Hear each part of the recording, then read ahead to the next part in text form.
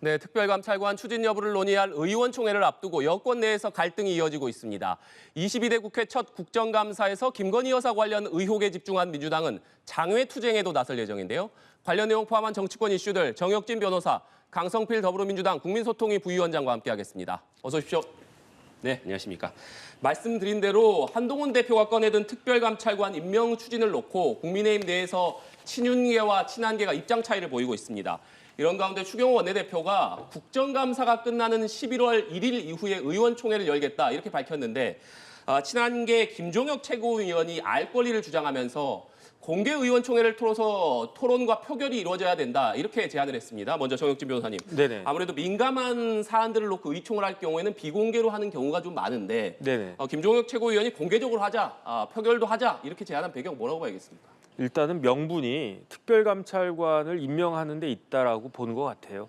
왜냐하면은 특별감찰관은 따로 특별감찰관 법이 있지 않습니까? 네. 제가 찾아봤더니 7조에 보면 대통령은 특별감찰관을 임명하여야 된다 이렇게 돼 있어요. 할 수 있다, 뭐 필요하면 하고 아니면 말고 이게 아니고 네. 반드시 특별감찰관을 임명을 해야 되는 거예요. 그러니까 지난 정권에서 특별감찰관이 임명되지 않은 것도 굉장히 희한한 일이었고, 왜냐하면 문재인 대통령 어떤 분이었습니까? 변호사였잖아요. 민정수석도 하고 비서실장까지 하셨던 그런 분이 대통령 되셨는데, 그런데 왜 특별감찰관을 임명하지 않았지? 그다음에 여기에 대해서 뭐라고 이야기했느냐? 그 당시 대통령 취임하실 당시의 원내대표가 권성동 의원이었는데 네. 권성동 의원은 뭐라고 이야기했는지 찾아보니까 우리 당은 수도 없이 왜 특별감찰관을 임명하지 않느냐고 민주당을 공격해왔다. 자가당착에 빠지지 않으려면 당연히 특별감찰관 임명해야 된다. 그런데 여태까지 임명하지 않았다라고 하는 거는 그 권성동 의원의 이야기대로라고 하면 자가당착이란 그런 이야기고요. 그다음에 김기현 대표가 뭐라고 그랬었습니까? 우리 정부는 법대로 특별감찰관을 임명하고 그 특별감찰관으로 하여금 권력 내부, 특히 청와대와 그 친인척 단속을 상시적으로 하겠다. 그렇게 이야기했잖아요. 그런데 권성동 의원 뭐 하시던 분입니까? 검사 출신이잖아요. 김기현 대표 뭐 하시던 분입니까? 판사 출신이잖아요.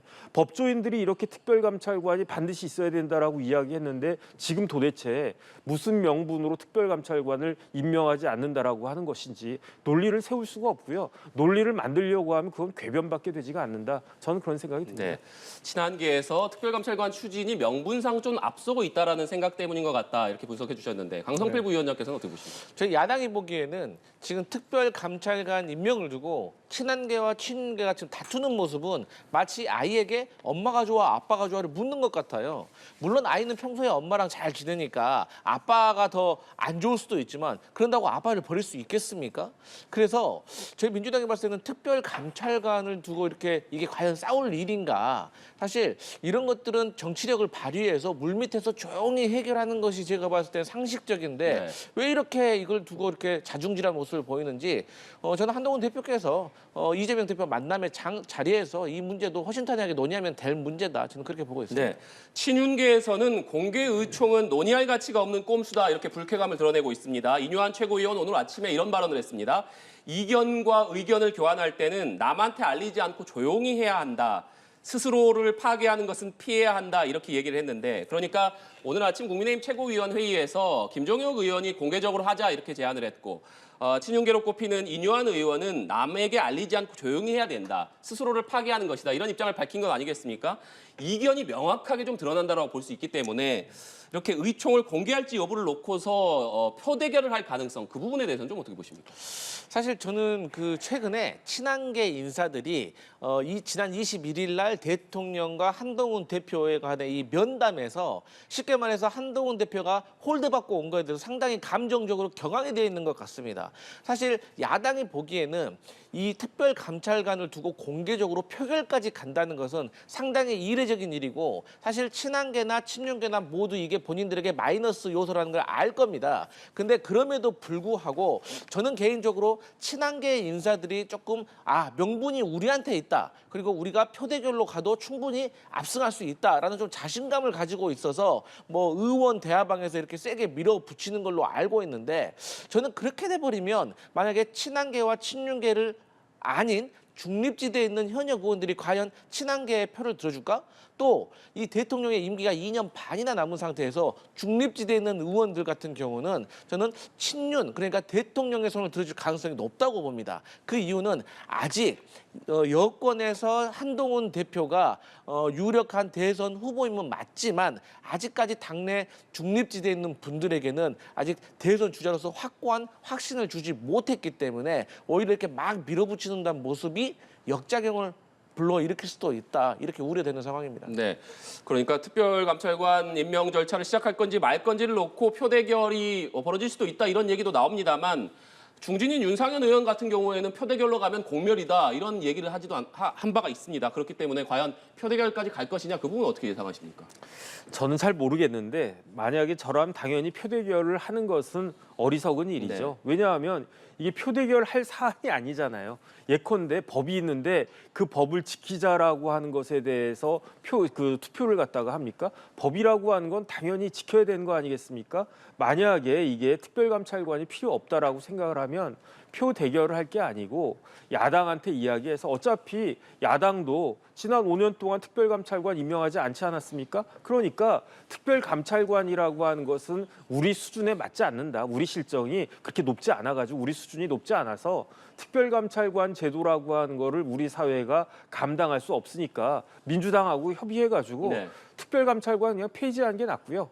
안 할 거니까, 안 해왔으니까, 안 한 거 못하러 합니까? 그다음 마찬가지로 이참에 공수처도 제가 봤을 때 쓸데없는 조직이거든요. 공수처 한 게 뭐가 있습니까? 맨날 벌써 공수처로 인해 가지고 예산 한 1,000억 가까이 날아간 거 아니겠습니까? 지금까지 다 합치면은 그런 공수처 특별감찰관 다 없애고 그냥 옛날처럼 그냥 검찰이 열심히 하고 경찰이 수사하고 그런 식으로 하는 게 낫지. 이런 거 가지고 여당 의원들 108명이 모여가지고 투표한다? 이건 제가 봤을 때도 그건 코미디 같다라는 생각이 듭니다. 네, 그렇기 때문에 이렇게 표대결로 갔을 경우에는 공멸할 수 있다 이런 우려가 나오고 있기 때문에 일각에서는 한동훈 대표와 추경호 원내대표가 단판을 지을 가능성도 있다 이런 얘기도 나오고 있습니다. 그 가능성에 대해서는 어떻게 보십니까? 그 단판이란 표현보다는 그 대표하고 당 대표하고 원내 대표가 잘 이야기해가지고 가장 합리적인 방안을 찾는 게 그게 더 맞는 거고요. 그 다음에 그 집에서 이제 바가지가 새는데 집에서 바가지 샌다고 뭐 동네방네 소문 내봤자 좋을 것도 없지 않습니까? 그러니까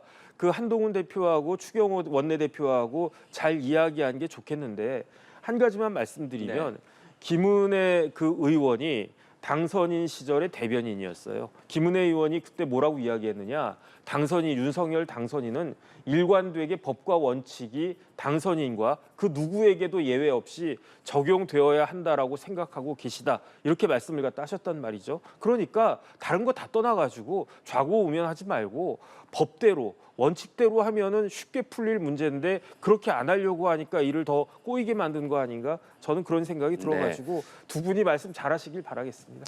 정혁진 변호사께서 계속 법대로 원칙대로를 좀 강조해주고 계신데 강성필 위원장께서는 한동훈 대표와 추경호 원내대표가 이 문제와 관련해서 좀 자리를 만들어서 어떤 합의점을 도출해낼 가능성 어떻게 보십니까?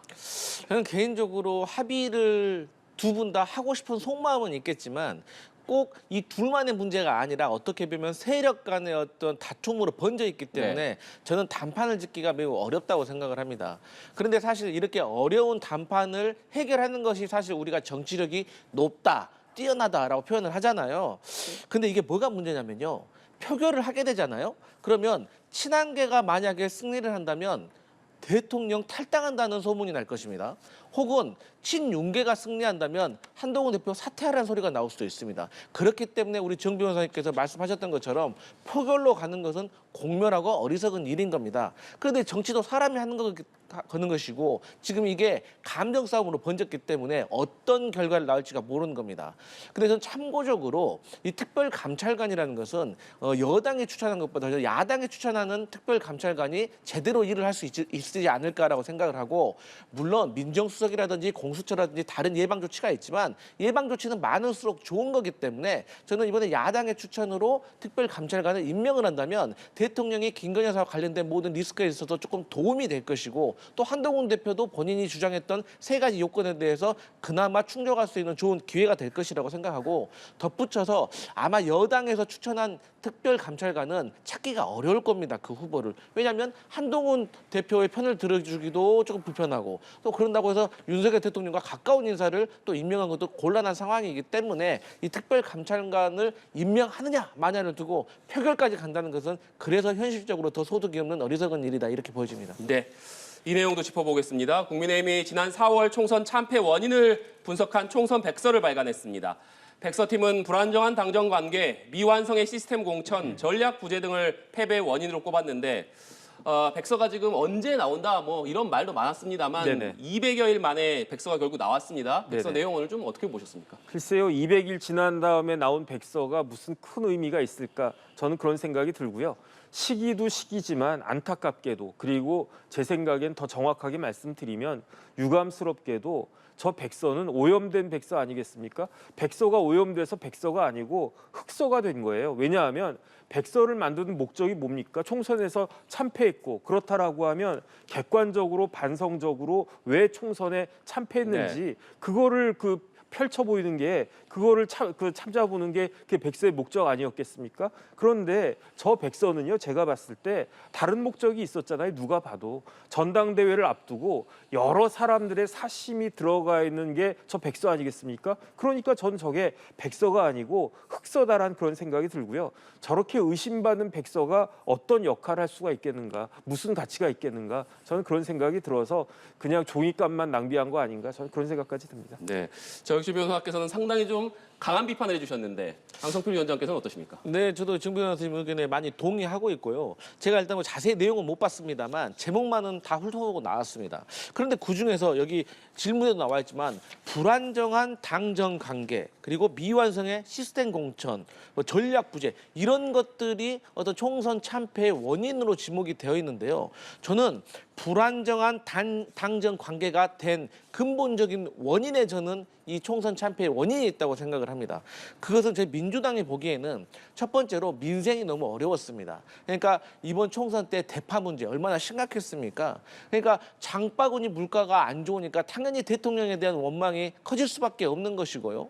두 번째로는 이제 김건희 여사와 관련된 각종 의혹과 리스크에 대해서 사실 야당이 주장하는 것처럼 뭐 김건희 여사를 처벌해야 된다 이런 게 아니라 국민들이 봤을 때는 뭐 이재명 대표의 배우자인 김혜경 씨가 밥값 10만 4천 원 때문에 수사받고 기소당해서 그래서 뭐 재판을 받고 있는 것처럼 김건희 여사 대통령의 배우자도 어쨌든 수사를 받고 또 의심이 가면은 기소를 해서 재판을 받아야 되는 것이 공정한 그러니까 대통령께서 평소 주장하셨던 바가 아니냐 이런 거에 대한 실망이 있었다고 저는 표현되고 있기 때문에 그리고 또 대통령에 대해서 지금 외교 안보를 잘하고 계신다라고 하고 있는데 사실 최근만 하더라도 오물풍선이 6천여 개가 날아오지 않았습니까? 얼마 전에는 해외 국빈이 왔는데 오기 직전에 대통령실에 오물풍선이 떨어져서 난리가 났습니다. 그래서 이러한 것들이 전체적으로 문제가 되어서 총선에 참패한 것이지 저는 불안정한 당정 관계, 미완성의 시스템 공천이 근본적인 원인은 아니라고 보여집니다. 네,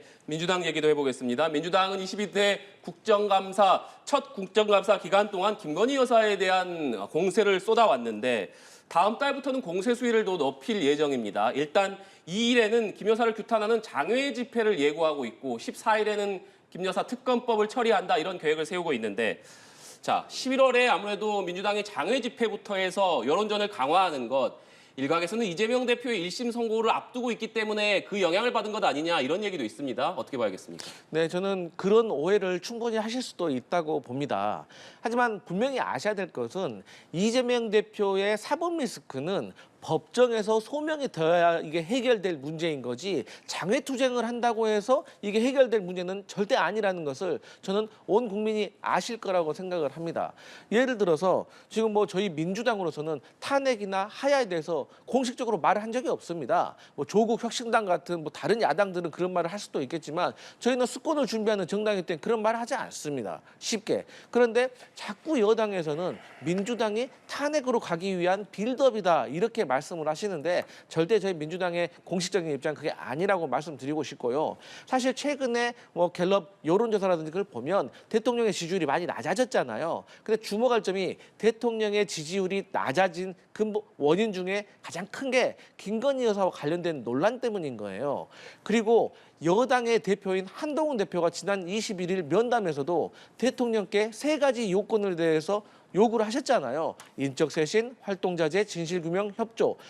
여당의 대표가 대통령에게 이렇게 요구를 하고 있는데 어떻게 야당에서 가만히 있을 수가 있겠습니까? 그렇기 때문에 다시 말씀드리지만 이재명 대표의 사법 리스크와 저희가 장외투쟁에서 김건희 여사 의혹을 규명하자라고 하는 것은 전혀 다른 얘기라는 점을 말씀드리고 싶습니다.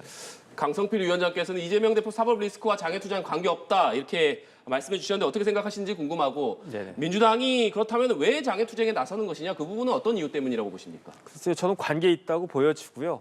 왜 장외투쟁에 나서겠습니까? 이재명 대표한테 굉장히 힘든 판결이 선고될 게 명확하니까 그러니까 그런 거 아닌가. 왜 그러냐면요. 굳이 지금 저런 일을 할 필요가 없잖아요. 시간이 뭐 그렇게 급한 겁니까? 지금 당장 11월 2일에 장외투쟁 안 하면 김 여사 규탄 장외투쟁 안 하면 뭐 큰 일이 벌어집니까? 그다음에 14일에 특검법 처리 안 하면 뭐 큰 일이 벌어집니까? 만약에 자신이 있으면은 그러면은 그 주진우 의원 이야기한 것처럼 그 판결 선고하는 거 공개하라고 하면 되고요. 충분히 가능하거든요. 그 이재명 대표가 본인이 스스로 원하면은 판결 선고 생중계 할 수 있을 겁니다. 그다음에 판결 선고가 유죄가 무죄가 나오면 11월 말까지 11월 25일까지 모든 판결이 다 무죄가 나오면 그때 가가지고 특검법 처리하고 그때 가가지고 장외투쟁하면 훨씬 더 효과가 있지 않겠습니까? 그럼에도 불구하고 지금 먼저 앞서 판결보다 앞서서 이렇게 하겠다라고 하는 거는요. 이거는 법조인 시각에서 봤을 때 이 결과는 누가 봐도 명확한 것이 아닌가. 그거를 이재명 대표가 모르겠습니까? 제 생각에는 조금 전에 이야기한 그 총선 백서에서 그 참패 원인 중에 하나로 2조 심판이었다. 그렇게 이야기를 했는데 2조 심판은요. 국민들이 하는 게 아닙니다. 2조 심판은 이거는 사법적인 문제이기 때문에 이거는 법원이 하는 거고요. 드디어 1심에서 2조 심판이 시작이 된 것이 아닐까 하는 생각이 전 듭니다. 네, 앞서 강성필 위원장이 얘기를 해줬습니다만은 조국 혁신당에서는 탄핵을 계속해서 얘기를 하고 있는데 네네. 민주당에서는 일단 거리 투쟁을 하면서도 이 부분에는 거리를 두는 배경 그 부분은 뭐라고 보십니까? 약간 입장이 다른 거죠. 왜냐하면 탄핵은 되지가 않습니다. 왜냐하면 탄핵이 되려면 여당에서 동조를 해줘야지 탄핵이 이루어지는 거 아니겠습니까? 노무현 전 대통령 탄핵 소추됐을 때 야당만 가지고 했습니까? 여당도 인발부가 됐었잖아요. 그 다음에 박근혜 전 대통령 때도 마찬가지로 여당에서 동조를 했기 네. 때문에 탄핵이 이루어졌는데 한동훈 대표도 명확하게 이야기했지만 지금 같은 상황에서 혹시 특검법은 모르겠어요. 하지만 대통령에 대한 탄핵 사유 아직 명확하지도 않고요. 있지도 않고요. 그다음에 그 한동훈 대표나 여당 의원들이 탄핵을 갖다가 함으로 인해 가지고 지난번과 같은 그러한 우를 범할 가능성은 없기 때문에 그걸 민주당이 잘 아니까 이런 걸 하면 오히려 역풍이 더 심할 것이다. 그런데 조국 혁신당은 군소 정당이잖아요. 거기는 아무렇게나 막 던져도 큰 책임질 것도 없고 하니까 그러니까 조국 혁신당은 저런 모습을 보이는 거고 그다음에 더 중요한 건 뭐냐면요. 조국 대표에 대한 대법원 판결 멀지 않았습니다. 그러니까 대법원 판결 나와가지고 조국 대표의 그 국회의원직이 떨어지고 구속되기 전에 뭐라도 하나 하는 게 그게 조국 혁신당 입장에서는 필요한 것이 아닐까 전 그런 생각이 듭니다. 네, 알겠습니다. 이 내용도 짚어보겠습니다. 여야가 북한의 러시아 파병을 두고 공방을 벌이고 있습니다. 오늘 오전에 한동훈 대표 북한의 우크라이나전 참전을 규탄을 하면서 민주당이 북한 참전에 대해서 비판의 화살을 우리 정부와 여당에 돌리고 있다. 그러면서 파병에 대한 민주당의 명확한 입장 표명을 촉구를 했습니다. 이재명 대표는 국가정보원이 북한군 전쟁프로 신문을 위해서 우크라이나에 신문조를 파견하는 방안이 거론된다는 보도와 관련해서 우크라이나의 무기 제공 등 한반도에 전쟁을 획책하려는 것 아니냐 이렇게 비판을 했습니다. 다만 북한의 파병은 옳지 않다 이렇게 철회를 촉구하기도 했습니다만 먼저 여야 대표의 우크라이나 러시아 파병, 북한의 러시아 파병 관련 발언 어떤 의미라고 좀 해석해야겠습니까? 이재명 대표가 한반도의 전쟁을 획책하려는 것이냐 이런 이야기를 했다지만 말이 안 되는 이야기입니다. 북한은 동시에 두 개의 전쟁을 수행할 만한 능력이 되지가 네. 않아요. 북한이 이스라엘입니까? 자기들 먹고 살기도 급급한데 북한이 저기 러시아에다가 파병하는 이유는 누가 봐도 명백하지 않습니까? 그 인민들의 피를 갖다가 팔아가지고 김정은의 배를 채우겠다는 거 아닌가? 저는 그런 생각이 들기 때문에 이재명 대표가 저런 식의 선동하는 것은 맞지 않는다는 생각이 들고 우리 입장에서는 신문조 보내는 게 지극히 당연한 겁니다. 왜냐하면 북한을 앞대고 있는 그런 상황에서 북한 군을 신문함으로써 얻을 수 있는 그 정보는요 어마어마한 거거든요. 그 기회를 왜 우리가 놓칩니까? 그 다음에 우크라이나 입장에서도 북한군하고 뭐 이야기가 제대로 통하겠습니까? 그러니까 우크라이나에서도 우리의 그 여러 요원들이 가가지고 이런저런 정보를 얻어내고 그거를 우크라이나 정부와 쉐어하는 것이 서로 간에 필요한 것이고 서로 간의 국익에 그 부합하는 것인데 이걸 왜 하지 말라고 하는 것인지 만약에 이런 식의 이야기는요 북한만 유리하게 하는 거 아닌가 저는 개인적으로 그런 느낌이 듭니다. 네, 강성필 위원장님. 네, 북한은 정상적인 국가가 아닙니다. 그렇기 때문에 만약에 우리는 식민지전을 위해서 파병을 했는데 이것이 북한과의 전면전으로 더 갈 수 있는 우려가 있는 것이거든요.